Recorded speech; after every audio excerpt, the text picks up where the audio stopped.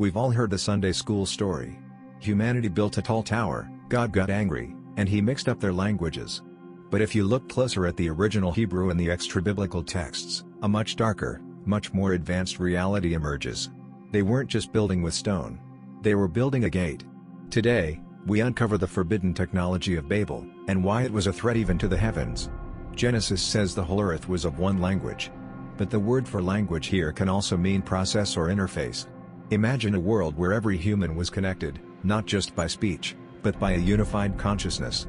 Like a global, biological internet. This was the first smart city, and its power was terrifying. The tower was meant to reach into heaven. In ancient Mesopotamia, these were called ziggurats, or houses of the mountain of the gods. But the book of Jasher suggests they were trying to build a platform for weapons and communication arrays. They weren't trying to reach God's heart, they were trying to hack his domain. God said, "Now nothing will be restrained from them," which they have imagined to do. Think about that.